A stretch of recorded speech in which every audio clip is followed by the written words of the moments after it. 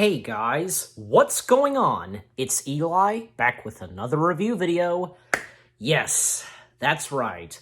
You read the title of what I'm reviewing, or should I say, re-reviewing, and that being, of course, none other than Who Framed Roger Rabbit? Please! Yes, so Roger Rabbit. I'm once again re-reviewing this, of course, and because especially for a movie like Roger Rabbit, because I definitely should, re-review this and so on, But anyways, so Who Framed Roger Rabbit? What is there to say about Roger Rabbit? It is a movie, it's a film masterpiece, I should say, and definitely because part of film history, the combination of animation and live action, it's just amazing, The story. When Toontown's owner is found murdered, all fingers point to cartoon superstar Roger Rabbit. With nowhere else to turn, and the sinister power-hungry Judge Doom hot on his tail, Roger begs the Toon-hating detective Eddie Valiant to find the real evildoer, but the plot thickens as Eddie uncovers scandal after scandal and realizes the very existence of Toontown is at stake.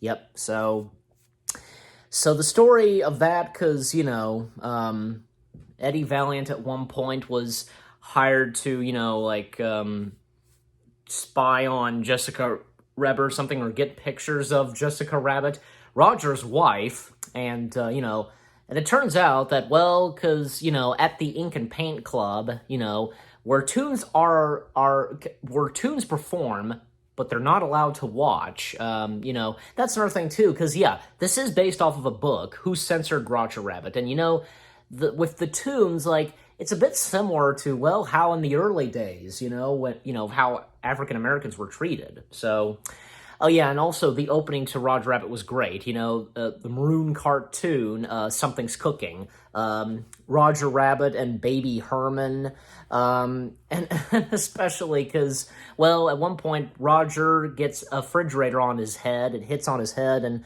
he sees birds, but in the script, he's supposed to see stars. And Baby Herman just, this cartoon baby, and out of nowhere, the first dialogue that Baby Herman has, what the hell was wrong with that take? And, and so on. It's hilarious.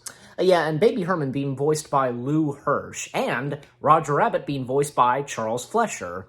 And Raul was played by the director of the cartoon, played by Joel Silver. I read about this, that both him and Michael Eisner, they didn't get along. That's what I heard.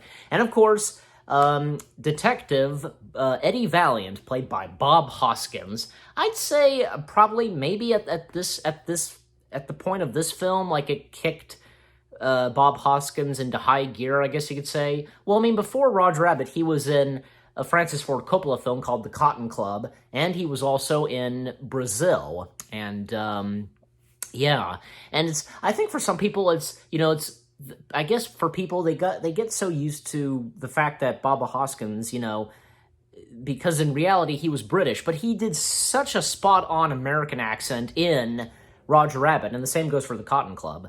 But anyways, then there's also the other characters, there's Dolores, who works at a bar, and Dolores being Valiant's girlfriend, and Dolores being played by Joanna Cassidy.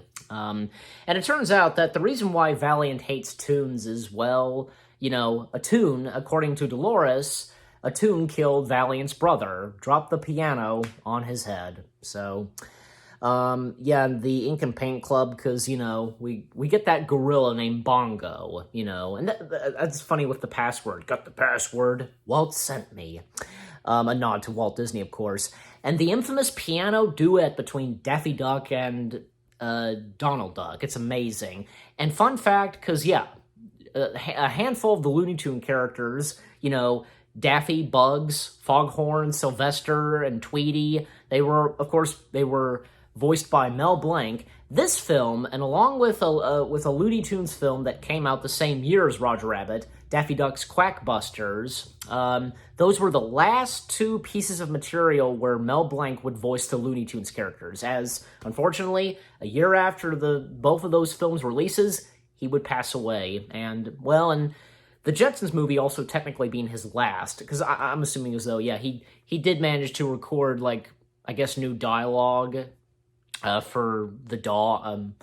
No, was it, I think it was George Jetson's boss. I think that was him. I almost forgot, but, you know. And so anyways, then of course the introduction of Jessica Rabbit singing "Why Don't You Do It Right." I think that's the name of the song. We see Marvin Acme being played by the late Stubby K. If it's Acme, it's a gasser. Betty Boop makes a cameo. Almost forgot to mention her, being voiced by the original actress, and you know, and the singing voice of Jessica was then Steven Spielberg's wife, Amy Irvine. And Kathleen Turner is the regular, like, speaking voice of Jessica, but she was uncredited. Why? I don't know. She previously starred in Romancing in the Stone, directed by Robert Zemeckis. And fun fact, both Romancing in the Stone and Back to the Future would then led Disney to, you know, hire him to be the director, because, you know, Zemeckis, you know, in the early 80s, he expressed interest in directing the film, but Disney turned him down because at the time he was directing films that were not doing so good. But after Romancing in the Stone and Back to the Future, they brought him on board. So he proved them that he can direct great movies. And he did, so. And he, once again, with Roger Rabbit. And also, at one point, Valiant, like, he takes pictures, like, and he sees in Jessica's dressing room that both Marvin Acme and Jessica are playing patty cake, and to Roger, that's cheating, basically, like Jessica cheating on Roger or whatever, you know, literally playing patty cake. And that one sequence where, you know, Valiant is in his office, he returns to his office and sees those pictures of him and Dolores, and then he's looking at pictures of him and his brother. And Valiant's brother, he's in the cast, yeah, Teddy Valiant, played by Eugene Gutierrez, if I'm saying that right. Well, you know, we don't actually see him on screen, but the only thing we get of Teddy Valiant is in pictures. Okay. Betty Boop, yeah, because the voice of Betty Boop, Mae Questel, yeah, and this was her final time, you know, voicing Betty Boop. You know, apparently she hadn't voiced Betty Boop since, you know, when the Betty Boop cartoons were being made, you know, in the 30s and so on. But anyways, 30s and 40s. And also, Lieutenant, Centino, played by Richard, the late Richard Paramenter, if I'm saying his last name right. He would be best known for his role in Star Wars Episode 4. The first character we ever see being choked by Vader. Don't try to frighten us with your sorcerer's ways, Lord Vader. That's him. So he comes into Eddie's office and tells him the rabbit cacked him last night. Cacked him is it attacked, or did he say cacked? I don't know.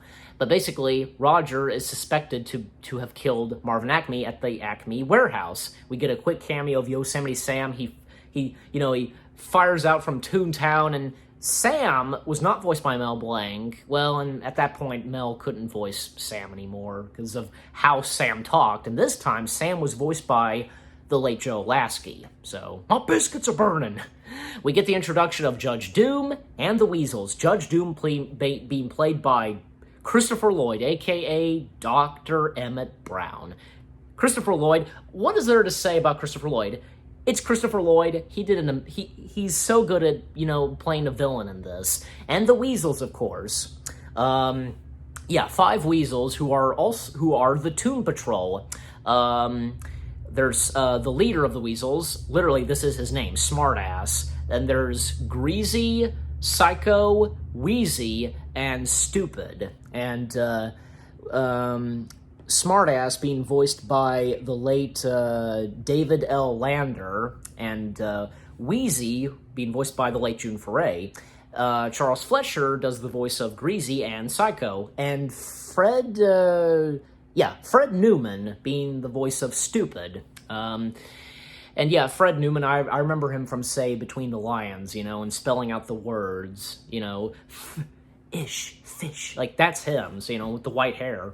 Anyways, and so yeah, even at one point, like when Valiant returns to his office, well, Baby Herman informs him that Roger didn't kill Marvin Acme, and also Marvin Acme had a will. Roger is in Valiant's office. He snuck in, through the mail slot, as Roger says. Even at one point, the Toon Patrol come into his office. They're looking for Roger, and well, Valiant is, stuck in the middle of helping Roger, It's funny, even when at one point they get handcuffed, and even when they go to the bar for, to get help from Dolores.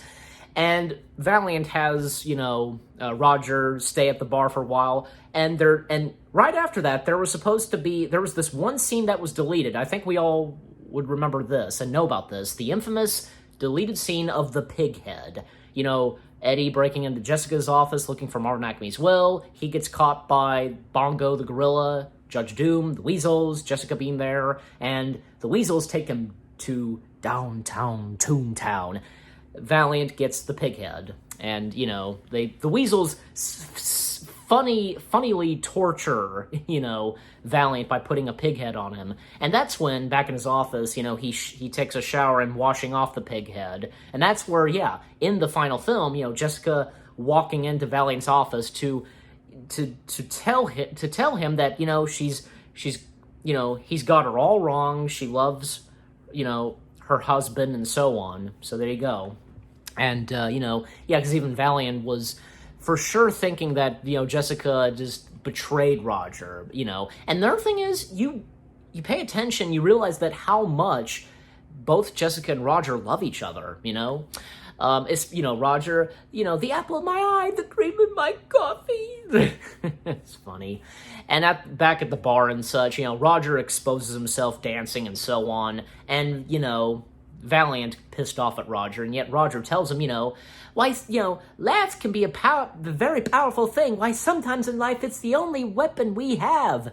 That's true. Like, cartoons are supposed to be funny. So, yeah. And Judge Doom and the Weasels breaking into the bar. I'm looking for a murderer.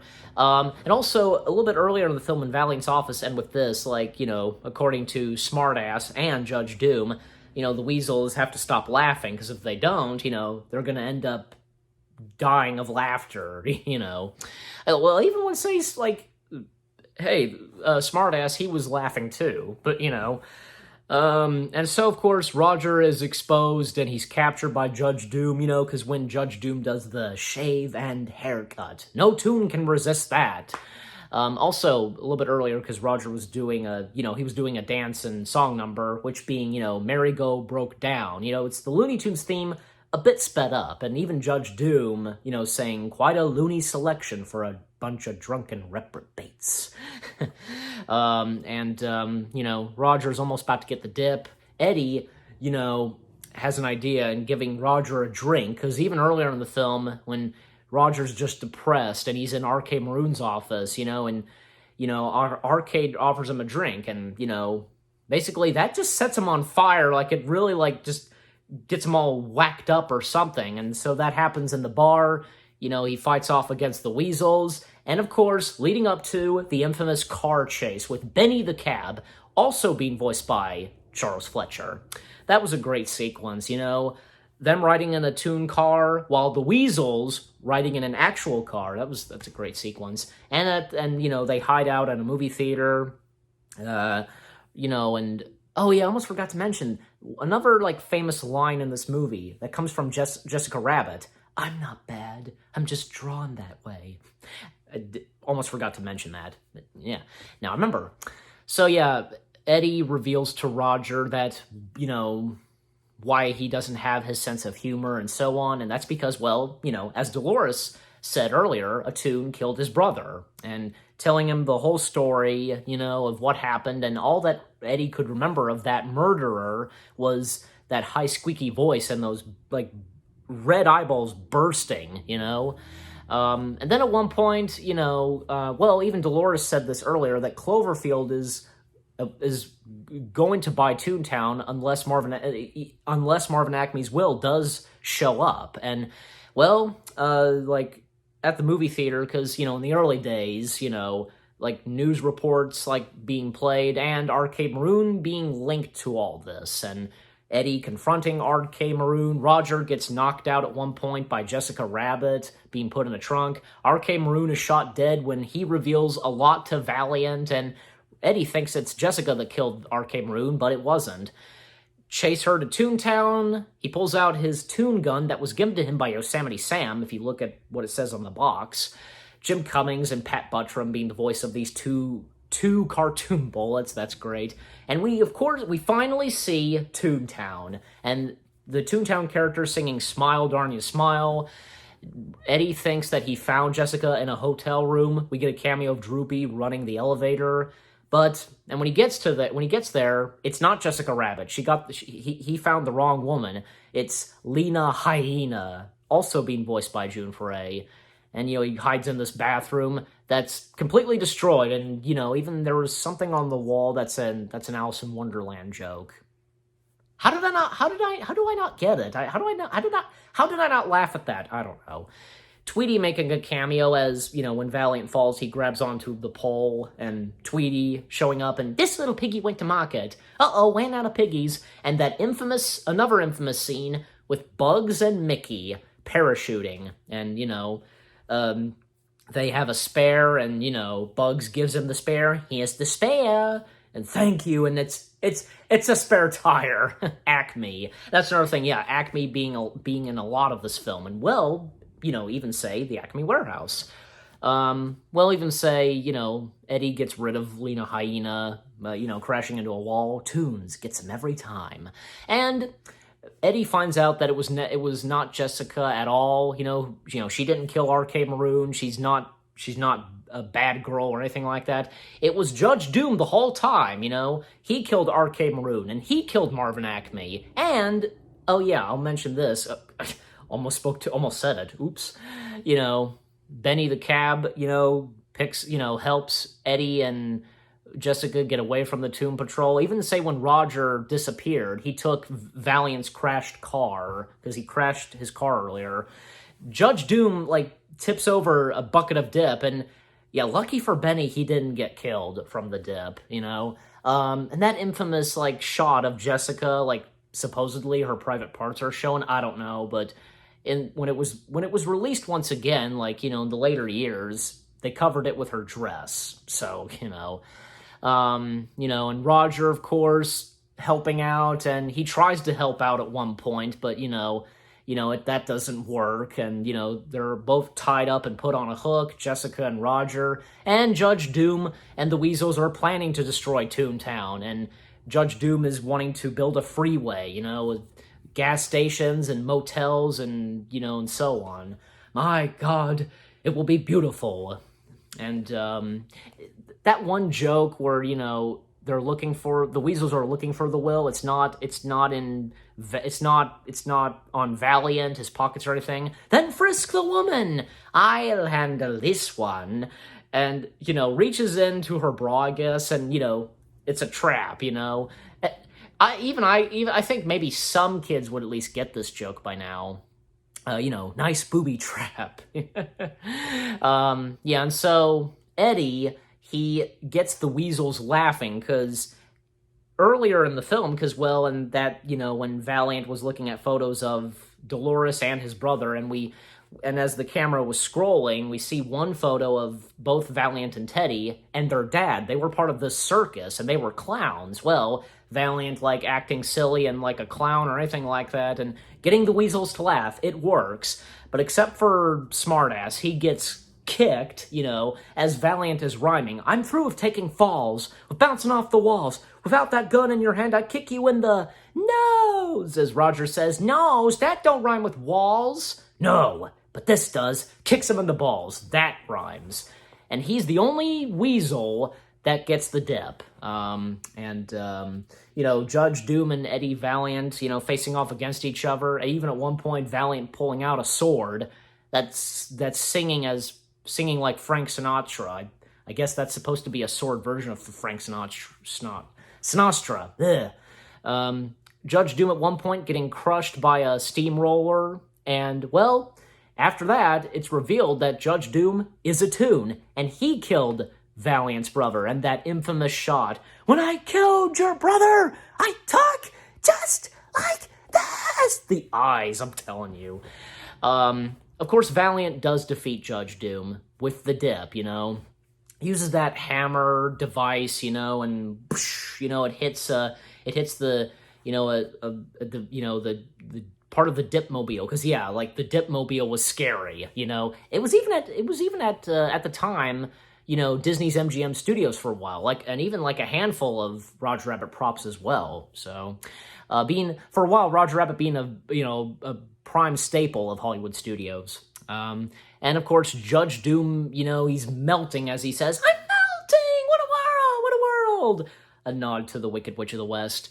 And, Valiant saves Roger and Jessica from almost being, hit by the Dipmobile, cleaning off the dip on the floor. And, it does break through the wall, the Dipmobile, and a bullet train, I suspect, hits the Dipmobile. If you look closely and if you pause the movie, you'll see on the train there are murders and suicides going on in the train, apparently. And of course, all ends well. Roger's no longer framed. Valiant has got his sense of humor back and get another appearance of the Disney characters and Looney Tunes, Bugs, Daffy, Marvin, Foghorn, Sylvester, etc. And, even Marvin Acme's will is finally revealed, because earlier, when Roger was in a fit of jealousy, he wrote his wife a love letter, and as he's reading it, "Dear Jessica, how do I love thee?" And there was this thing that Marvin Acme had, and that was, reappearing, disappearing ink, and that was what Marvin Acme obviously used to write the will. So the will is, of course, revealed, and, even say, Roger using a hand buzzer on Valiant, and you think at first that Valiant lost his sense of humor, but he grabs Roger. "Does this answer your question?" It's funny. And Jessica's like, "Come on, Roger, let's go home. I'll bake you a carrot cake." And everybody once again singing "Smile, Darn You, Smile." And Porky Pig, almost forgot to mention Porky, gets the last line of the film, of course, saying, "Ee-ba-dee-ba-dee-ba-dee-ba-dee, that's all, folks," and Tinkerbell as well, showing up as well. It's kind of funny, Tinkerbell making an appearance when the setting of Roger Rabbit takes place in the 40s, and Peter Pan would come out in 1953. Who cares? But anyways, Roger Rabbit, without a doubt, is a masterpiece of a film. The visual effects by ILM, the animation, specifically, done by Richard Williams. He was in charge of the animation of Roger Rabbit. The late, great animator Richard Williams, who for years was working on The Thief and the Cobbler, was chosen by Steven Spielberg to do the animation. Just fantastic. The characters are great. The music is great. Alan Silvestri, who composed the music, he's like a staple of composing, most of Robert Zemeckis' films, Robert Zemeckis directing the film, just amazing, Even say, if I recall, I now remember, there are a few lines that was said in Back to the Future, I only know one, and I've heard it. It's, Biff Tannen says it, and Smartass says it. "I'm gonna ram him!" Yeah, I've heard that line. But there was another one that Valiant says when the weasels come in. "I didn't hear you come in." Who said that in Back to the Future? I can't remember. I need to pay attention and listen closely. All right, but with all that being said, I definitely, of course, once again give Roger Rabbit a 10 out of 10. It's a masterpiece of a film, Touchstone Pictures, Disney, you name it. And what about you guys? What do you think of Roger Rabbit? What did you think of my review? Leave comments and give this review a like as always. So with that being said, thank you very much for watching. I hope you guys enjoyed my review of Who Framed Roger Rabbit, and got the shirt on as you guys can see. Yeah. All right, more reviews coming your way. They're going to be awesome. Keep looking forward, and I'll see you guys in the next video/review. And stay tuned later tonight, where I will be, of course, reviewing what many consider to be the next Roger Rabbit. And I'd say so, definitely. It involves two chipmunks who are rescue rangers. You know what I'm talking about. Stay tuned for that. Take care, and peace out.